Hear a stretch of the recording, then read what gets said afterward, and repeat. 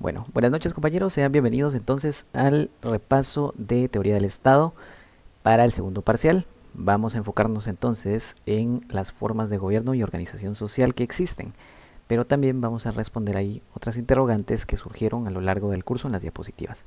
Por el momento entonces les voy a presentar este juego de diapositivas que les hice para organizar precisamente todas las ideas de las formas de gobierno y todas estas maneras en las cuales se puede organizar una sociedad, ¿no?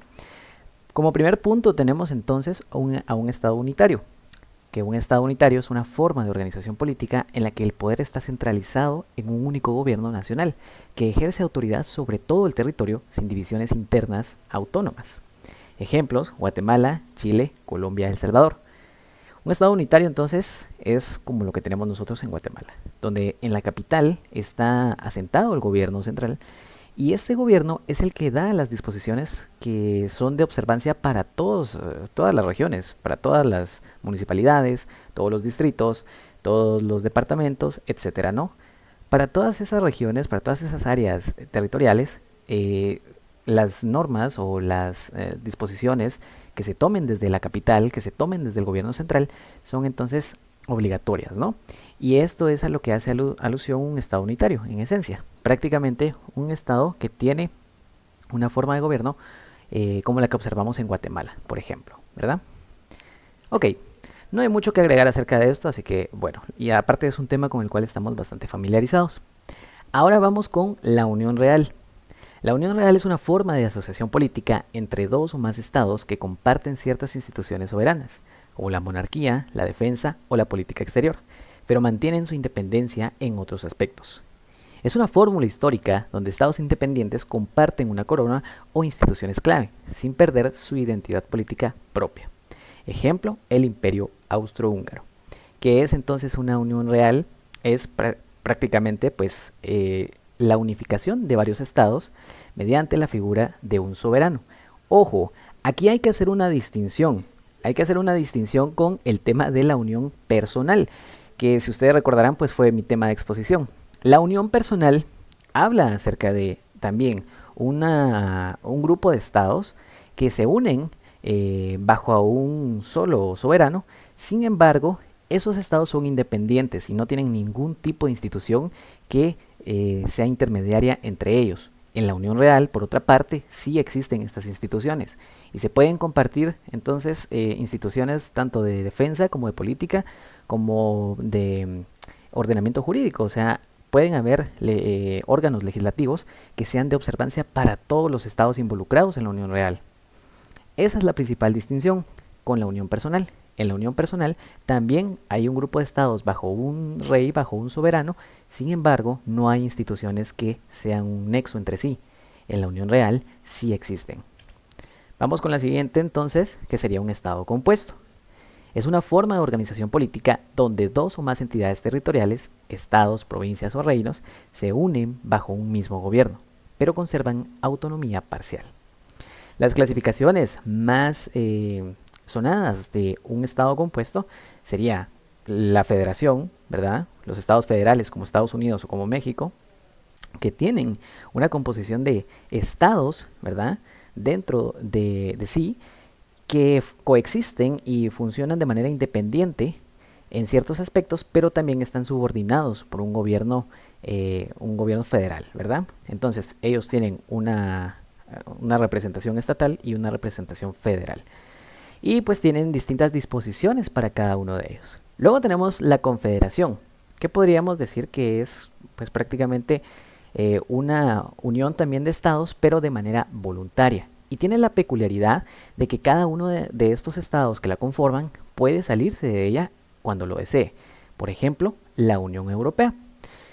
Más adelante les voy a dar otro ejemplo mucho más representativo acerca de la confederación y sus principales diferencias con el federalismo o las federaciones. Y luego, como tercera manifestación del estado compuesto, tenemos entonces la unión real, ¿verdad? Que era lo que les comentaba hace un ratito. Como ejemplo de la unión real tenemos también la Commonwealth, que es la unión de naciones de los estados británicos. Entonces, estas serían las principales categorías en las cuales entraría un estado compuesto, ¿verdad? El Estado compuesto es una forma de organización política, pero que a su vez también se divide en estas tres secciones. Luego vamos con la unión personal, que era lo que les comentaba, ¿no? Y que este fue mi tema de exposición. Entonces yo les decía, sí, se parece mucho a la unión real, pero la principal diferencia es que no tienen nexos entre sí los estados involucrados. En la unión real sí los tienen.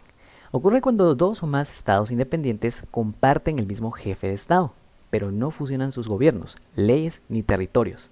Es un vínculo accidental y temporal, basado en herencias dinásticas o en acuerdos monárquicos, no en una integración política real.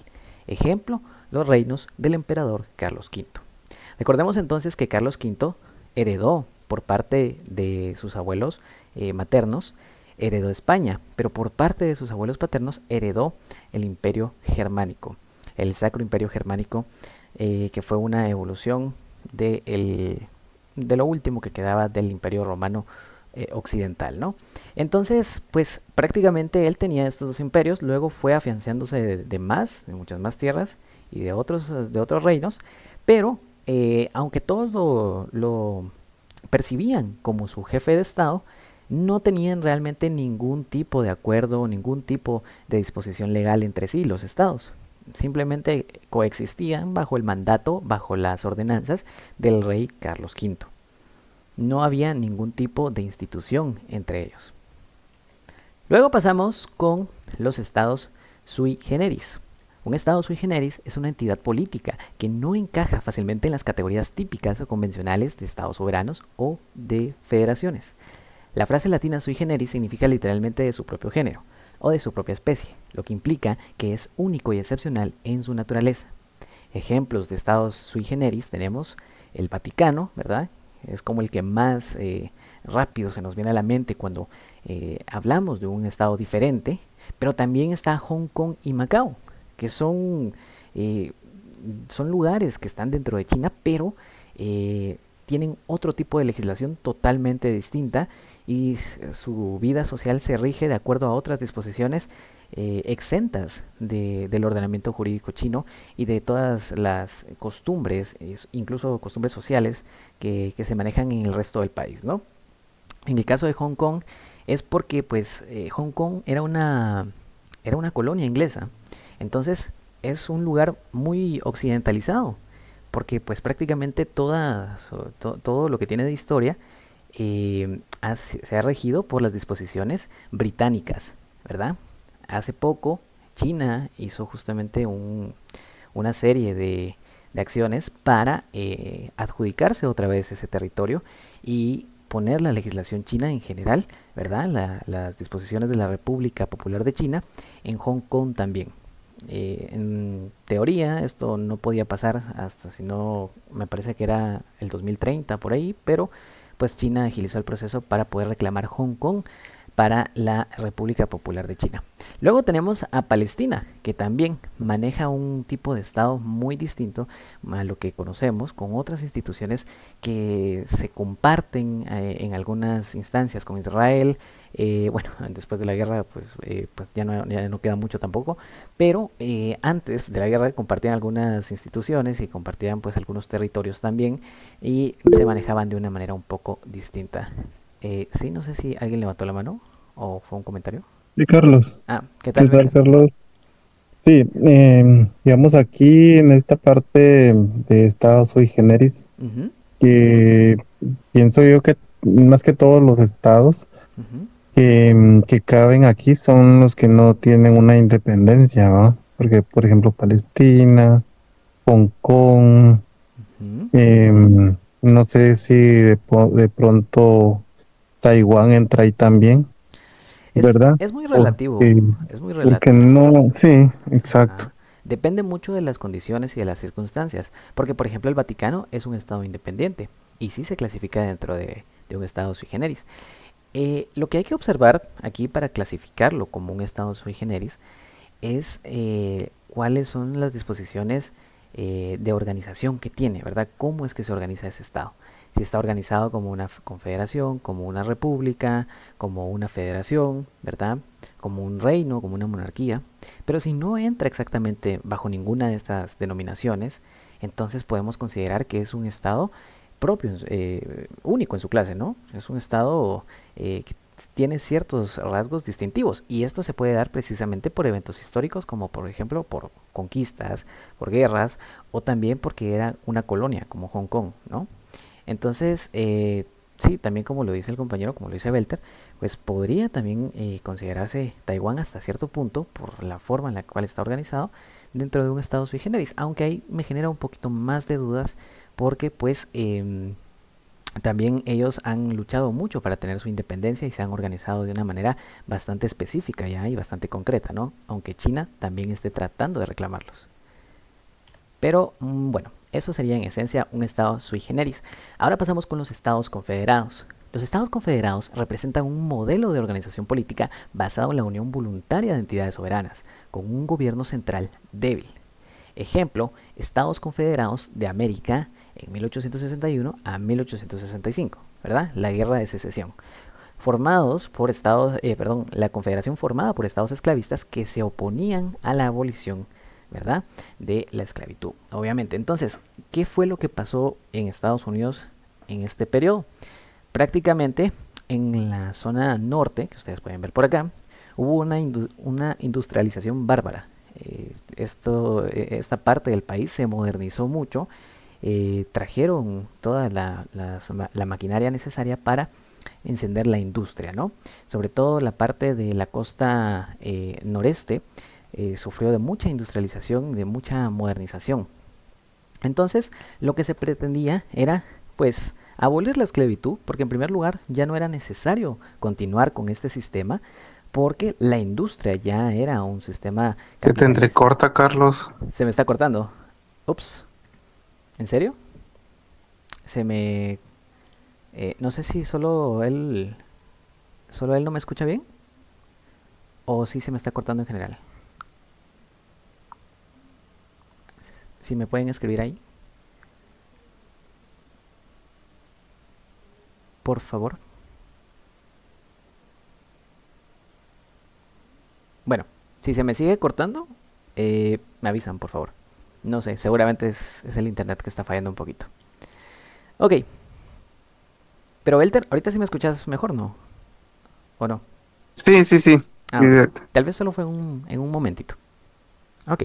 ¿Sabes qué se me, se, se me viene a la mente? Ese mapa pareciera que la parte norte de Estados Unidos sería como los demócratas y la de abajo los republicanos. Exacto. Es que en eso se basó también. Está muy ligado hacia los demócratas y a los republicanos. ¿Ya? Porque en la parte de arriba, los demócratas eran los que defendían la industrialización. Y en la parte de abajo era el Partido Republicano el que estaba a favor de la de tanto del sistema esclavista, ¿verdad? Como de mantener las antiguas costumbres. Recordemos que los demócratas son una ideología, o bueno, son un partido político muy de izquierda, muy vanguardista, ¿verdad? Que siempre va buscando la progresión hacia el futuro. Por otra parte, los republicanos son más conservadores, ¿verdad? Y son un partido de derecha que se enfoca más en preservar los valores de la cultura norteamericana. Y esto se vio muy marcado en la Guerra de Secesión también, ya que pues las autoridades demócratas y republicanas también tuvieron disputas no solo políticas, sino también bélicas, ¿verdad? Dentro del marco de la Guerra de Secesión. Entonces, durante todos estos años de 1861 a 1865 se vivió una auténtica campaña militar en la cual se trató, por una parte, proteger la integridad de Estados Unidos por parte de la Unión, que era así como se le llamaba a esta parte de acá arriba, ¿verdad? A América del Norte. Y esta parte de acá del sur, pues eran la confederación, ¿verdad? La Confederación de América. Entonces, pues prácticamente fue una guerra en búsqueda de los de abajo buscar su independencia, los de arriba negarles la independencia y recuperar estos territorios. Pero ¿cuál era la peculiaridad aquí y por qué es que les puse este ejemplo? Porque esta parte de acá abajo, que estaba conformada por 11 estados, era una confederación en la cual podían los estados partícipes entrar y salir voluntariamente, no estaban obligados a participar en la confederación, ¿verdad? Sin embargo, en un estado, ¿verdad? En un estado normal, en una confederación normal, perdón, en una federación normal, pues no se puede hacer esto de una manera tan sencilla. Y la búsqueda de una independencia es mucho más rigurosa y mucho más difícil. En una confederación no. Una confederación es como un pacto, es como un acuerdo entre varios estados, pero en el que cualquier momento se pueden salir y no pasa nada, ¿verdad? O sea, hay procedimientos para eso, pero pues no representa mayor discusión. Sin embargo, en una federación es bastante difícil que llegue a haber un estado que se independice. O a menos de que de verdad se desate una guerra o que sea un proceso de independencia bastante largo. Esas serían algunas de las características, ¿verdad? Y de la distinción entre una federación y una confederación.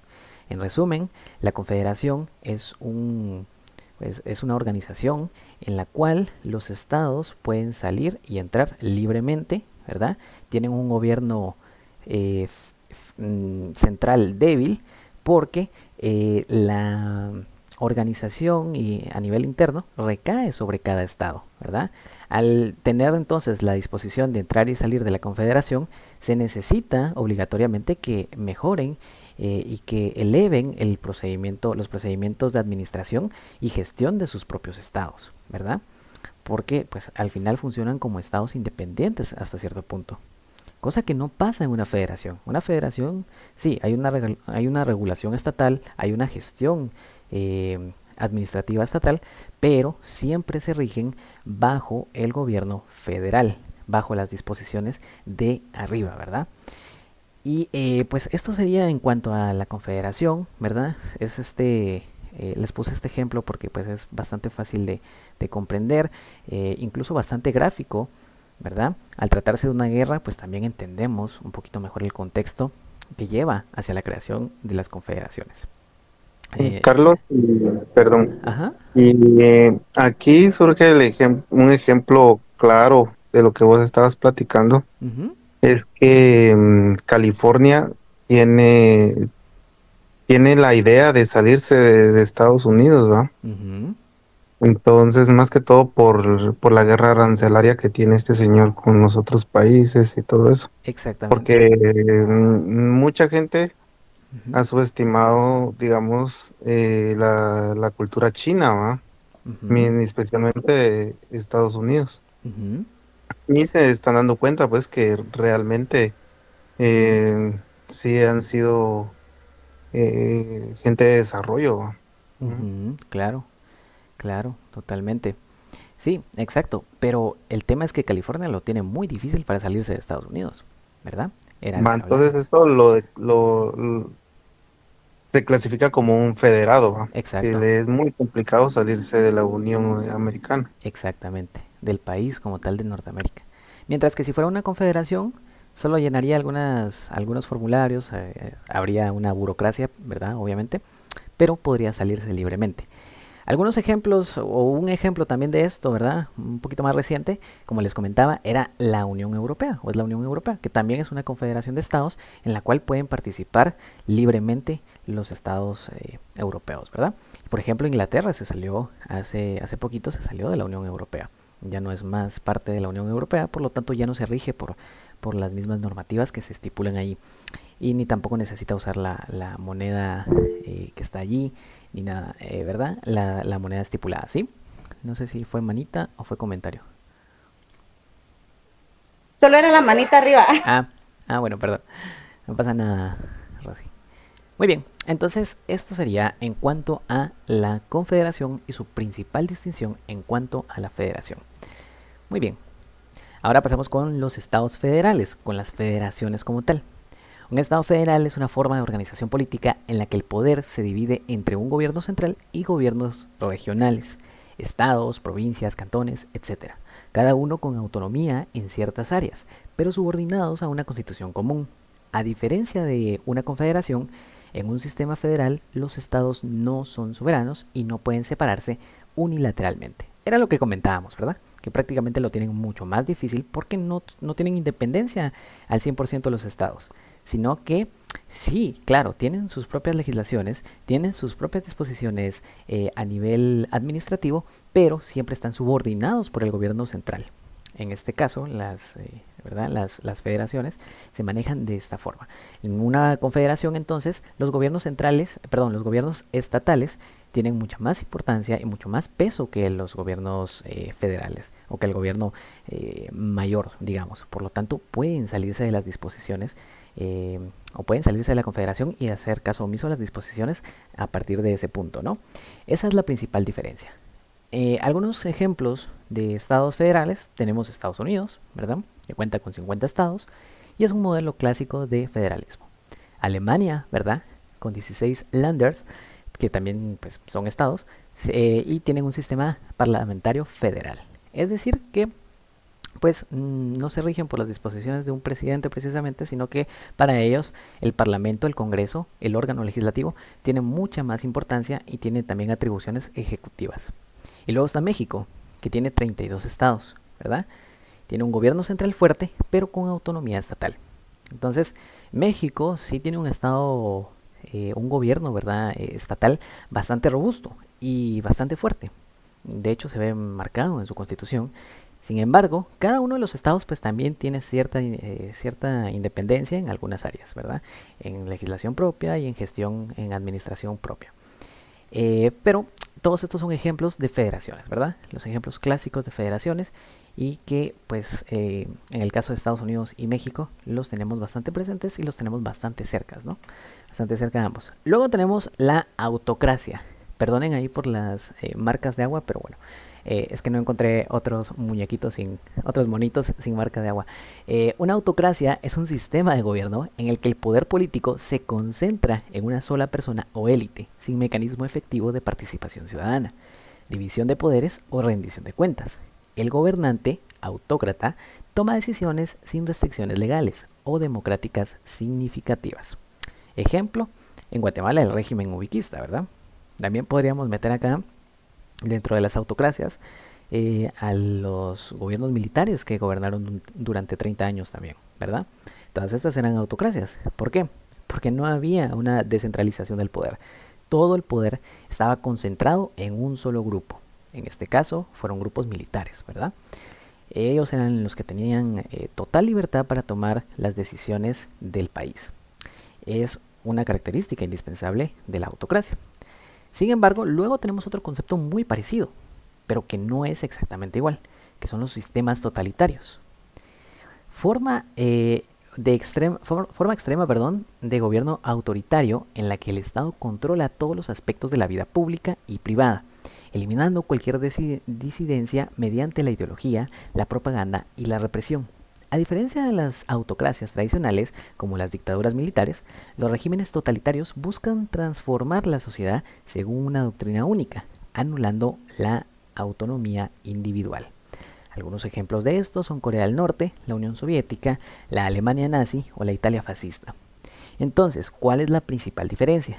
Es que en la autocracia, pues no hay una ideología tan clara. Simplemente hay un grupo por lo general militar, que se instaura en el poder, ¿verdad?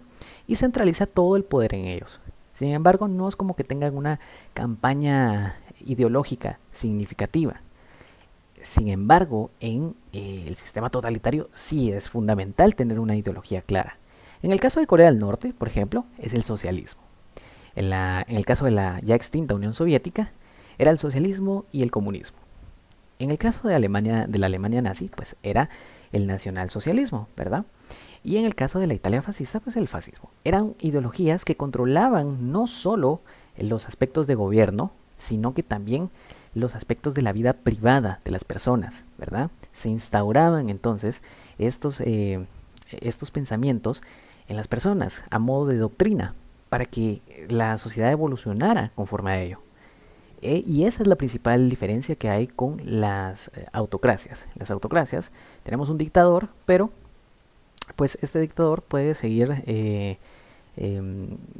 cualquier tipo de ideología o una mezcla de ideologías y pues tampoco es que tenga una repercusión tan fuerte dentro de la sociedad civil.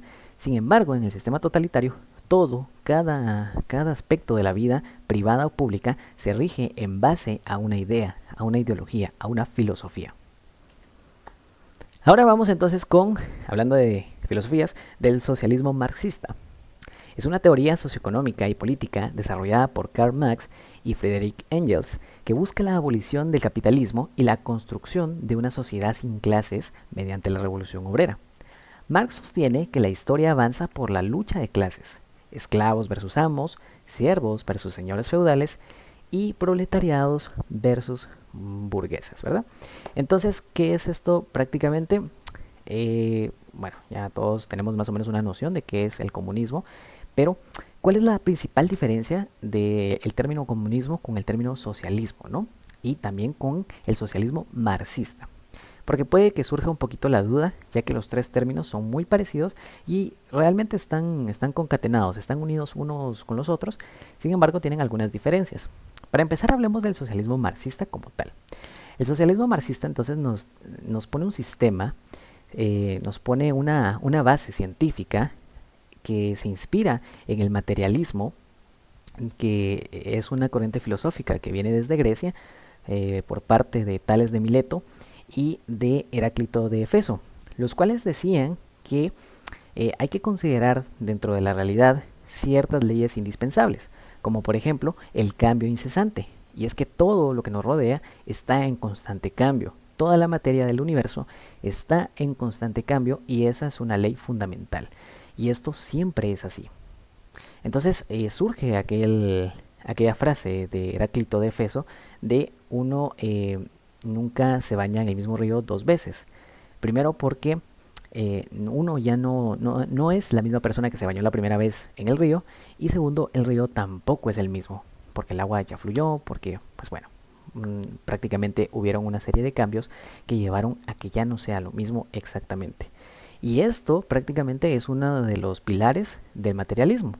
Otro pilar del materialismo es que sostiene que primero existe la materia y luego existe la conciencia.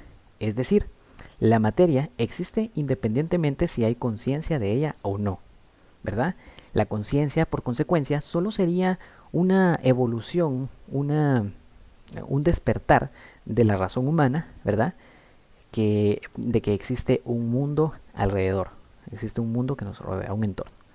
Bajo estas premisas, entonces, se crea una ideología mucho más robusta, una teoría que trata de explicar entonces cómo podríamos nosotros llegar a un estado utópico, a un estado en el cual no haya una distinción entre clases sociales y en la cual todos estemos hermanados y trabajemos equitativamente para superar cualquier dificultad o cualquier adversidad de la realidad. Entonces, la primera etapa es el socialismo. El socialismo es el puente que va a conectarnos desde nuestra realidad hasta esa utopía, hasta ese mundo perfecto. Y ese mundo perfecto, esa fase, se llama comunismo. Y en el comunismo ya no existe el Estado, ya no es necesario que exista el Estado y tampoco el derecho, porque los seres humanos vamos a tener un nivel de conciencia sumamente elevado, en el cual ya no vamos a necesitar de estas disposiciones, de estas instituciones, para poder regular nuestra vida en sociedad. Pero para ello tenemos que pasar por el socialismo primero. ¿Y qué es el socialismo? Es darle fuerza al Estado, hacer un Estado mucho más fuerte que el que nos proponía el liberalismo, ¿verdad?, para que éste tome las decisiones adecuadas y encaminadas siempre hacia esa utopía, hacia el comunismo, hacia esa vida perfecta. Pero para ello entonces tiene que fomentar primero la lucha contra el capitalismo, ¿verdad? Y las maneras en las que lo va a lograr es adjudicándose la propiedad completa del Estado a sí mismo. O sea, el Estado no reconoce la propiedad privada para ninguno de sus integrantes, más que para el propio Estado, ¿verdad? Y es este entonces el que lo reparte entre sus habitantes.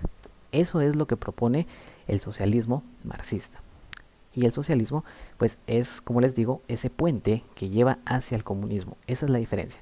Así que en realidad podríamos decir que el comunismo jamás se llevó a cabo en la realidad, de una manera material. porque nunca llegó a existir un Estado en el cual existiera ese nivel de conciencia necesario para extinguir totalmente la figura jurídica y para extinguir también el propio Estado como una institución de contrato social, ¿verdad? Esto es prácticamente, y en cuanto a sus ejemplos, tenemos ejemplos del socialismo marxista, ¿verdad? Tenemos a la República Popular China, a la República Cubana, a la Unión Soviética, aunque ya está extinta, pero bueno, pues también fueron los mayores representantes de la ideología socialista y comunista en el mundo durante el siglo XX. También pues tenemos un ejemplo más cerquita, sería Nicaragua, que está bajo un régimen socialista también, ¿no? El partido sandinista. Y también pues en Guatemala los grupos guerrilleros en su mayoría estuvieron compuestos por grupos con ideologías comunistas. Y estas ideologías, tanto el socialismo y comunismo como el liberalismo, son las que inspiran a su vez a la izquierda política y a la derecha política, ¿verdad? Aunque pues en menor gravedad y en menor consecuencia, pero sí tienen algunos de sus principios o se nutren de los principios de estas ideologías políticas como tal, estas formas de o estas corrientes políticas que les mencionaba. Muy bien, ahora pasemos con el fascismo. El fascismo es una ideología política autoritaria, ultranacionalista y antidemocrática que surgió en Europa en el siglo XX, especialmente en la Italia de Benito Mussolini. El nacionalismo extremo exalta la nación como una entidad superior, a menudo con mitos de grandeza histórica, ¿verdad? El Imperio Romano en Italia. Y aquí les puse una de las célebres frases de Mussolini que sintetiza bastante bien la idea del fascismo. Todo en el Estado, nada fuera del Estado, nada contra el Estado. Pero ¿qué es el fascismo entonces? ¿Cómo lo comprendemos de una dimensión mucho más simple? Bueno, teníamos el comunismo, que nos hablaba, o socialismo, / comunismo, que nos hablaba acerca de el Estado tiene que ser un ente que esté al servicio del proletariado, ¿verdad? De los trabajadores, y tiene que luchar en contra de las injusticias sociales. Tenemos el liberalismo también, que el liberalismo nos habla de que la representación política debe de ser de todos los ciudadanos, y las decisiones que se tomen en el Estado deben de competirle a todos los ciudadanos, ¿verdad? O bueno, en la primera fase del liberalismo era solo cierto grupo de ciudadanos, pero ya se ampliaba mucho más. En las monarquías teníamos que las personas estaban, y el Estado en general, estaba a servicio de un soberano, de una sola persona. O sea, la finalidad del Estado era servirle al rey, al enviado de Dios. Entonces aquí tenemos un contraste muy fuerte con todo esto, con todas estas ideologías. En el fascismo se dice, no, el Estado es el origen de todo y es la finalidad de todo. Entonces, nada puede estar en contra de él. Y todos los miembros del Estado, todos los miembros de la sociedad, deben de servirle a él, y su único cometido en esta vida debe de ser la fidelidad hacia el Estado, y que éste se encuentre de la mejor manera posible. Esa era prácticamente la teoría que ideó Mussolini junto con otros teóricos de la época, y que posteriormente la llevó a cabo en la primera década, en la segunda década del siglo XX. Y esta ideología entonces de darle el poder absoluto al Estado y de ponerlo como el centro de la sociedad prácticamente, pues fue lo que luego tuvo mayor repercusión en el nazismo, pero ahí se agregaron otras cosas. Por el momento vamos a pasar con el Vaticano. El Estado del Vaticano, ¿verdad? Status Civitatis Vaticanae, es el país más pequeño del mundo, tanto en extensión territorial, ¿verdad?, como también en cuanto a población es el más pequeño. Es la sede central de la Iglesia Católica y la residencia del Papa, quien ejerce como jefe de Estado. Es un tipo de Estado que se maneja como una monarquía absoluta, electiva, única en el mundo. Por eso también el Vaticano es un Estado sui generis, porque tiene un sistema único, ¿verdad? Y esta es una característica de estos estados. El jefe de Estado es el Papa, elegido por el cónclave de cardenales, ¿verdad? Y luego tenemos las leyes, que están basadas en el derecho canónico y acuerdos internacionales.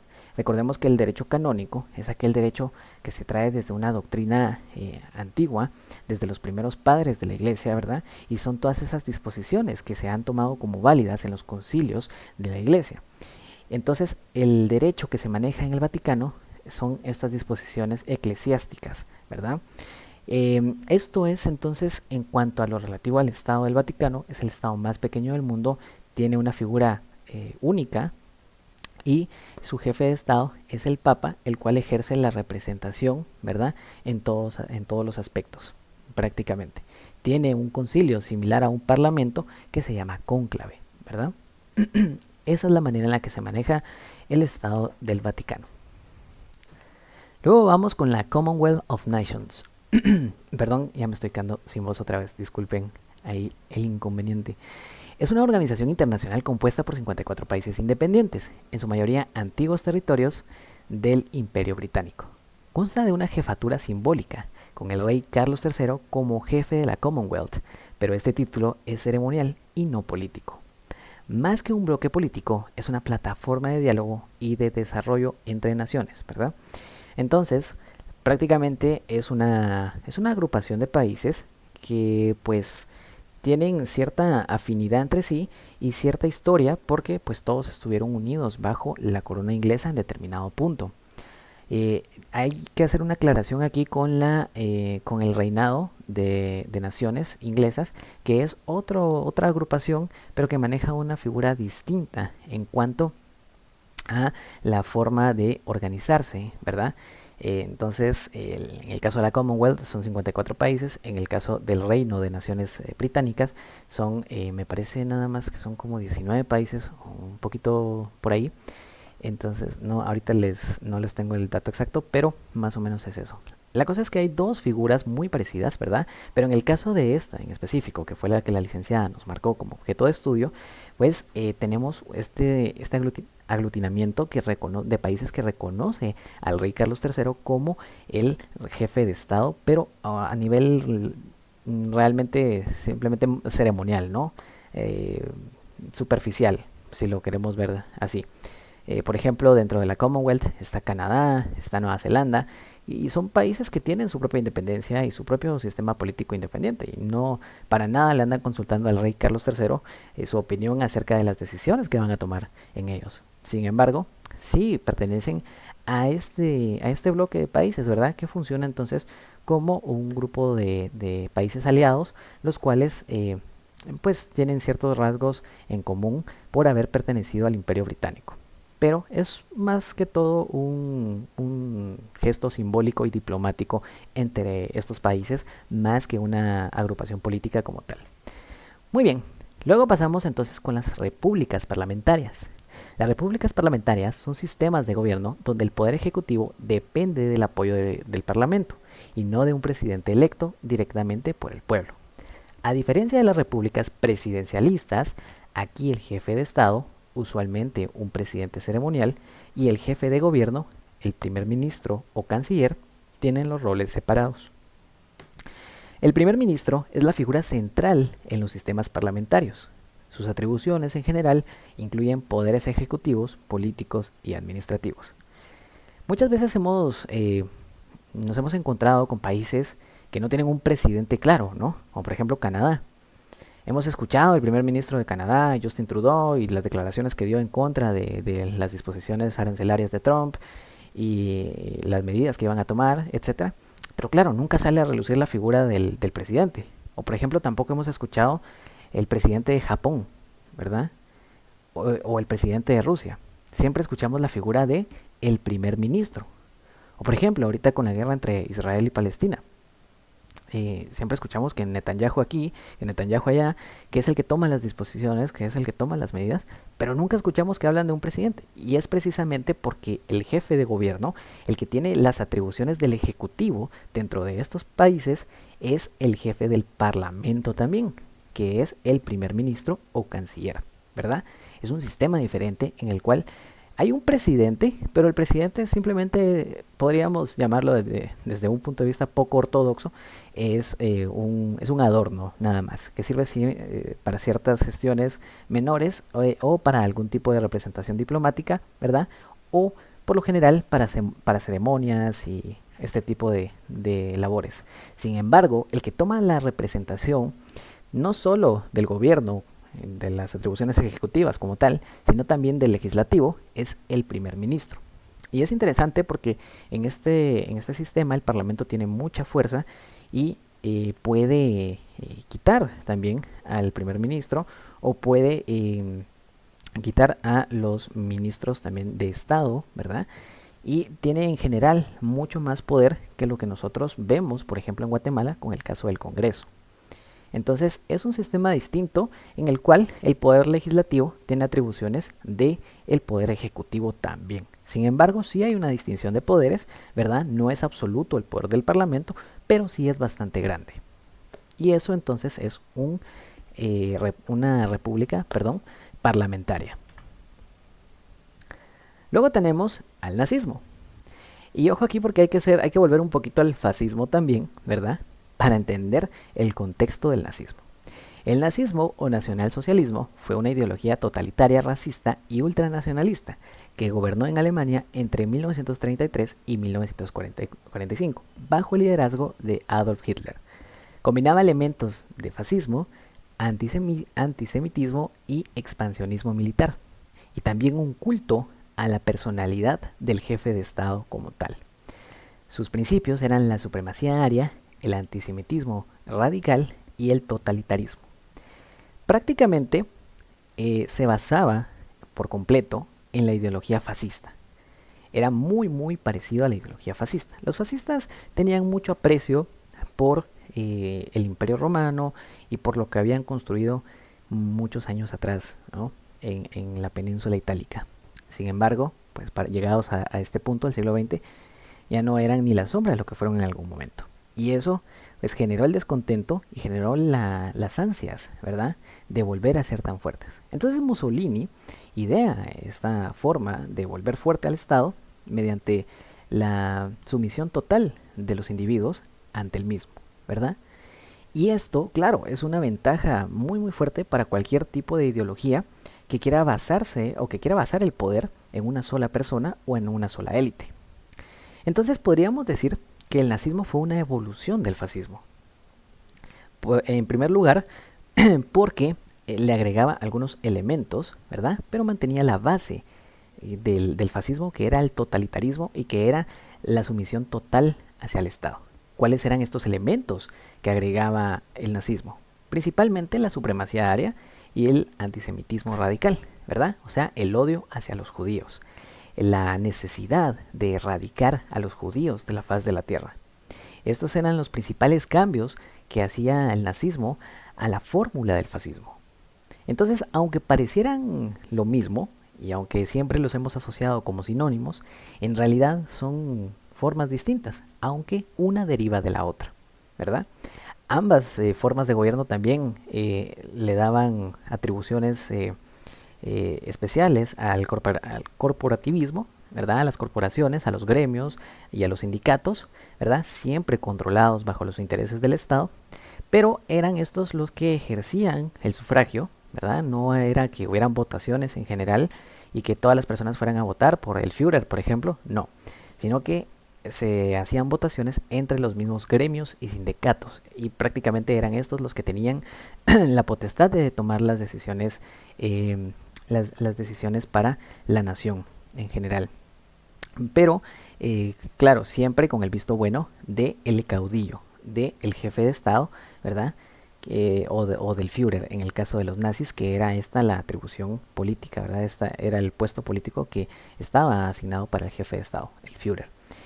Entonces, pues prácticamente esas son las diferencias claves que tenemos que tomar en cuenta a la hora de analizar el fascismo y contrastarlo con el nazismo, ¿verdad? Pero en esencia ambos eran regímenes autoritarios, los cuales pues restringían de toda libertad a las personas que habitaban en estos estados y enaltecían sus antiguos imperios, ¿verdad?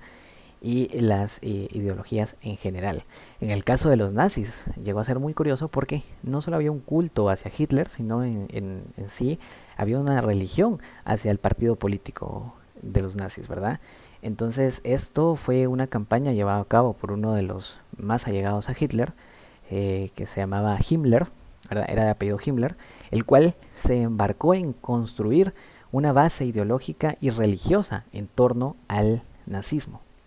También tenemos a Goebbels, que era el encargado de la propaganda nazi, y Goebbels era muy entusiasta y le gustaba mucho el tema de convencer a las personas. Se le daba muy bien la retórica y la persuasión. Y gran parte del éxito que tuvo el partido nazi fue gracias a Goebbels también y su manera de persuadir a la gente. Y Hitler, que era un gran orador. Él, pues, aparte de hacer cambios circunstanciales al fascismo, también era un excelente orador y se opuso a los comunistas, que eran los que llevaban la delantera para gobernar el país a mediados del siglo, a principios del siglo XX, ¿verdad?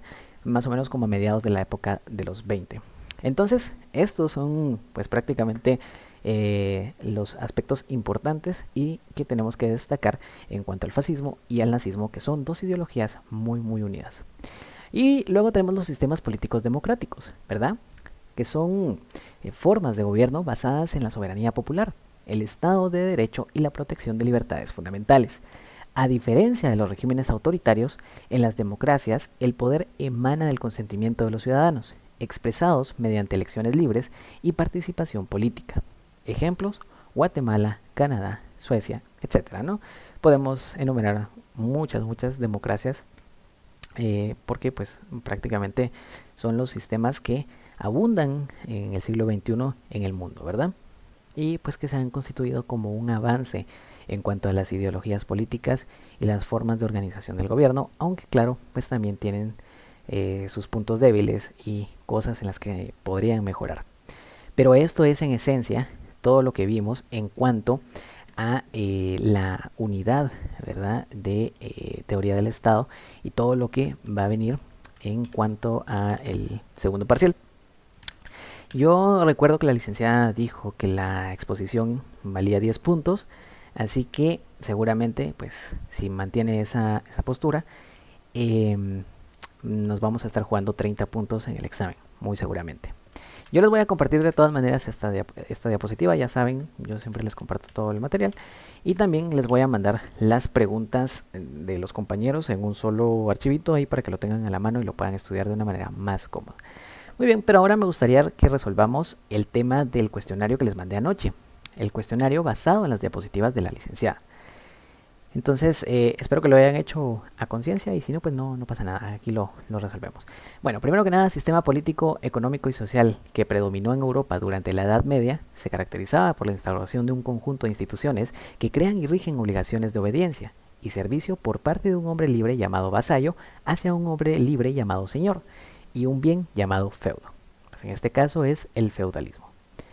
Número 2. Forma de gobierno, era ahí, perdonen, en la dislexia, donde el monarca ostenta la jefatura del Estado y conserva el poder soberano, o bien lo comparte con el pueblo al que le concede una serie de derechos mediante una carta otorgada o una constitución. Una monarquía constitucional. Recordemos que las constituciones no necesariamente tienen por qué seguir los principios del constitucionalismo moderno. Hay algunas constituciones que reconocen a soberanos, como por ejemplo la constitución o las constituciones monárquicas, ¿verdad?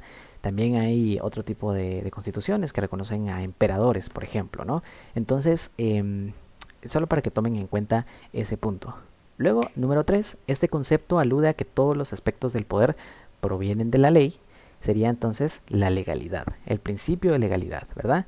Que todo aquello todas aquellas disposiciones tienen que estar previamente establecidas en la ley. Todas aquellas disposiciones que tomen las autoridades competentes, ¿verdad? Tienen que estar estipuladas previamente en la ley. De lo contrario, pues no se cumpliría la justicia y la equidad social. Es una forma de convivencia social en la que sus miembros son iguales y las relaciones sociales se establecen de acuerdo a mecanismos contractuales. Su característica predominante es que la titularidad del poder reside en la totalidad de sus integrantes. Sería entonces una democracia, ¿verdad? No es una república porque una república es más enfocado hacia cómo organizar el gobierno, ¿verdad? La distinción de los poderes del Estado, etcétera. La autocracia, pues obviamente no es, ya vimos lo que es una autocracia, es un régimen en el cual el poder está centralizado en una sola persona o en un grupo de personas. Y la oligarquía, pues tampoco. La oligarquía, por si no lo recuerdan, es aquella forma de gobierno en la cual las decisiones importantes se rigen por una élite superior, que ya sea por intelecto o bien por, bajo la excusa de intelecto, ¿no? Pero para la mayoría de casos suele ser por poder económico. Y pues en este caso sería la democracia. Vamos con el punto número 5. Se presenta como una institucionalización del orden y está orientado al cumplimiento de dos funciones. Primero, servir al hombre y luego definir la organización social. El Estado, el derecho, poder público o legitimidad. En este caso sería el derecho, ¿verdad? El Estado al final puede ser de distintas formas. No precisamente tiene por qué proteger los intereses del hombre o por qué proteger al hombre en sí. Y puede estar organizado de distintas maneras. Sin embargo, el derecho cumple esa función de protección hacia el hombre. Luego tenemos que este principio establece la necesidad de diversificar los poderes estatales en sus respectivas órbitas, con el fin de asegurar el ejercicio de sus funciones y así evitar la tiranía y el abuso. Contrato social, principio de legalidad, principio de separación de poderes y principio de legitimidad. En este caso entonces es el principio de separación de poderes, ¿verdad? Para evitar pues la centralización del poder y que sea mucho más fácil poder causar algún tipo de impunidad en la sociedad. Punto número 7. Fue un diplomático, funcionario, filósofo político y escritor italiano de gran relevancia en el Renacimiento. Es considerado el padre de la ciencia política moderna. Disculpen acá, la dislexia también. Thomas Hobbes, Martín Lutero, John Locke, Nicolás Maquiavelo. Thomas Hobbes fue un filósofo, ¿verdad?, de la Ilustración. Martín Lutero pues fue el encargado de hacer la reforma o de promover la reforma, que fue la que dividió la Iglesia Católica entre los católicos conservadores y los protestantes. Y luego tenemos a John Locke, ¿verdad?, que también fue un filósofo que pues se destacó bastante por también apoyar el principio de separación de poderes. Sin embargo, aquí estamos hablando de Nicolás Maquiavelo, que vivió antes que todos estos y que sentó las bases para entender entonces el pensamiento político actual. Nicolás Maquiavelo está muy asociado a su obra El Príncipe, ¿verdad?, que es una recopilación de consejos que le daba a César Borgia, el hijo del Papa, durante el mandato de este.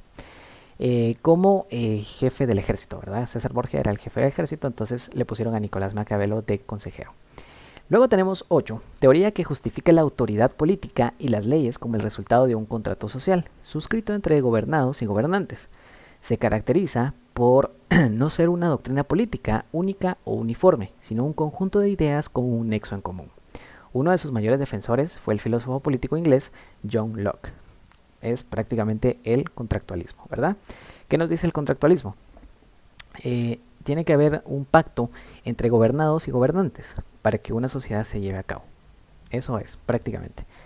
¿Cómo se lleva ese pacto y en qué deriva ese pacto? ¿Cómo se va a organizar el Estado a raíz de ese contrato social? Bueno, eso ya son ideas aparte, pero que tienen ese nexo en común, que tienen ese vínculo. Y a todas esas ideas, ¿verdad?, la distinción de poderes, la democracia, el Estado de Derecho, etcétera, la forma de república, etcétera, todo esto entra dentro de los principios del contractualismo, ¿verdad? Entonces, por eso dicen, no es una idea en común, no es un punto en concreto, sino que es un nexo en común entre varias ideas, ¿verdad?, que se basan en un contrato social entre gobernantes y gobernados. Pregunta número 9. Se basa en la certeza de derecho, tanto en el ámbito de su publicidad como en su aplicación. Tiene la obligación de crear un entorno general de estabilidad jurídica al ejercer el poder político, jurídico y legislativo. Es la seguridad jurídica, ¿sí? La seguridad jurídica entonces es una de esas exigencias que tienen los estados actualmente, ¿verdad?, para llevar a cabo el buen funcionamiento, sobre todo de la economía, ya que un país que no tiene una seguridad jurídica, no tiene una certeza jurídica, es muy riesgoso para invertir. Por ejemplo, en Estados Unidos no hay una seguridad jurídica ahora mismo, entonces nadie quiere invertir en Estados Unidos. porque hoy se toman unas disposiciones, mañana se toman otras, mañana el presidente dictamina otras y así sucesivamente. Entonces no hay una certeza de derecho, no hay una certeza jurídica, no hay una estabilidad en el marco legal que nos permita a nosotros entonces sentirnos cómodos dentro de ese estado. Y a eso hace alusión la seguridad jurídica, ¿verdad? Y otro punto también que podemos notar acá es en las mismas constituciones. Las constituciones, o por lo menos la nuestra, trata de preservarse en el tiempo, de ser un marco regulatorio que prevalezca en el tiempo, ¿verdad? Sin la necesidad de cambiarlo constantemente. Esto precisamente para asegurar la certeza jurídica, la seguridad jurídica. Luego tenemos el punto número 10, que nos dice que es una de las formas de gobierno existentes en las democracias occidentales actuales, en la que el rey ejerce la función de jefe de Estado bajo el control del poder legislativo, parlamento, y del poder ejecutivo, gobierno. Es decir, el rey reina, pero no gobierna. Tenemos entonces distintas formas, distintas manifestaciones de monarquía, pero en este caso sería la monarquía parlamentaria, ¿verdad? Prácticamente la clave aquí es que el poder legislativo tiene mucho más poder y por lo general se le suele llamar parlamento. 11. Es una fase del poder que consiste en el ejercicio del del mismo a cargo de un solo individuo. Sería la etapa unipersonal. Recordemos que hay dos fases en el poder. Está la etapa unipersonal y la etapa intermedia, ¿verdad? Que sería pues otro tipo de etapa. En la fase unipersonal se tiene el que ostenta el poder es un solo jefe de Estado, una sola persona, un solo caudillo, ¿verdad? Pero luego les voy a explicar la otra fase. 12. Es una teoría que argumenta que la obediencia tiene su raíz en el reconocimiento de un derecho a mandar. Es así que la toma de decisiones exige la aprobación social para llevarse a cabo. Teoría de la legalidad, teoría de la legitimidad, teoría del reconocimiento de poder de autoridad y teoría del Estado. Esta es la teoría de la legitimidad. Porque, ¿qué es la legitimidad a fin de cuentas? Es nuestra autorización como personas, como ciudadanos, como órganos o como el órgano que ostenta, ¿no?, dentro del Estado el poder soberano de decir que sí, una cosa está bien o que una cosa está mal. O sea, es prácticamente nuestro criterio como ciudadanos, como soberanos, como pueblo. Eso es la legitimidad. Entonces, cuando se toman disposiciones que van en contra de los derechos humanos, que van en contra de los derechos de los ciudadanos, o que van a beneficiar solo a cierto grupo de la sociedad, se toman como actos ilegítimos, porque tal vez son legales. Se puede legalizar cualquier tipo de acto, a fin de cuentas, pero no se puede legitimizar cualquier tipo de acto. Todo depende del criterio, del punto de vista de quien ostenta la legitimidad, que en nuestro caso somos nosotros, el pueblo. Les pongo un ejemplo de esto. Por ejemplo, en la Alemania nazi, era legal matar judíos, era legal matar enemigos del imperio nazi, del Tercer Reich. Era totalmente legal quitarle sus bienes a un judío o a cualquiera que no fuera perteneciente de la raza aria, ¿no? Era legal, pero no era legítimo, porque son actos contrarios a la humanidad, al bien común. Entonces, aquí vemos clara esta distinción entre legalidad y legitimidad. Porque una cosa es que en papel, en la norma, esté escrito que algo se puede hacer, pero otra muy diferente es que eso tenga el aval de la población, que tenga el consentimiento de la población o que tenga el visto bueno en general de la sociedad, ¿verdad? Y esa es la principal distinción. Vamos ahora con la etapa del poder que se da cuando la titularidad del mismo está compartida o permite la existencia de un sistema mixto entre monarquía y democracia. A esta también se le conoce como institucionalización del poder. Es la etapa intermedia. Era lo que les comentaba antes, ¿verdad? Con la primera etapa. En la primera etapa, el poder está concentrado en una sola persona. En la segunda etapa del poder, ya hay como tal una distribución del poder entre distintos organismos, entre distintos entes, por lo cual pues ya no está centralizado el mismo. Vamos ahora con la interrogante número 14. Dice, este concepto se muestra como la forma genuina de un poder social jurídico. Es el poder legítimo de quien ejerce un derecho. La obediencia no se presta a un orden o un mandato cualquiera, sino al mandato de quien está autorizado para el efecto. Entonces, pues prácticamente esto nos dice que nos tenemos que regir solo sobre lo que nos dicen las autoridades competentes para hacerlo, ¿no? Y estas autoridades tienen esta legitimidad, aquí volvemos al tema de la legitimidad, para tomar decisiones o para ordenarnos determinadas conductas, ¿verdad? Por el poder de autoridad, que es este concepto dentro de la doctrina jurídica, ¿verdad? Que nos dice que estamos obligados a acatar las disposiciones, pero solo de aquellos entes que están facultados para darnos cierto tipo de disposiciones. Es decir, estamos entonces obligados dentro de ese contrato social a regirnos bajo lo que digan las autoridades, pero estas autoridades tienen que tener primero nuestra aprobación. Por eso es que en el caso de Guatemala, por ejemplo, nosotros nos manejamos bajo un gobierno representativo, ¿verdad? Bajo un sistema representativo. Entonces nosotros delegamos a las autoridades a las cuales vamos a escuchar. Pero todos aquellos a los que no hayamos escogido, no tenemos por qué escucharlos. No tenemos entonces por qué seguir sus indicaciones o por qué seguir sus mandatos, ¿no? Y es esto mismo lo que nos expresa el poder de autoridad. Hay personas que sí están legitimizadas para darnos órdenes y otras que no. Y también aquí tenemos que tener en cuenta el tema de las competencias, porque claro, pueden haber funcionarios que tengan la atribución de darnos una orden en un caso concreto, pero fuera de ese caso no. Y ahí depende del marco regulatorio, de lo que diga la ley, de hasta dónde llegan las facultades de este funcionario para poder tomar decisiones sobre nuestra vida o para podernos motivar a nosotros a tomar decisiones. Y a estas facultades, ¿verdad? Esta delimitación dentro de la doctrina jurídica se le conoce como competencia. Y por último, la pregunta 15. Es el tercero de los periodos históricos en los que se divide occidentalmente la historia universal. En este periodo triunfan los valores de la modernidad, el progreso, la comunicación y la razón frente a un periodo inmediato anterior. Tenemos entonces como posibles respuestas la Ilustración, el Renacimiento, la Edad Moderna y la Edad Contemporánea. Sería entonces la Edad Moderna, ¿verdad? Que aunque es un término que nos puede sonar muy actual, no se refiere a nuestros días, se refiere a la época anterior. Ahora mismo estamos pasando por la edad contemporánea o la edad actual, propiamente dicha. Sin embargo, la anterior es la edad moderna, que es la que comienza después del descubrimiento de América. Bueno, algunos historiadores lo atribuyen al descubrimiento de América, otros a la caída de Constantinopla. Pero pues prácticamente en esos años se maneja, ¿no?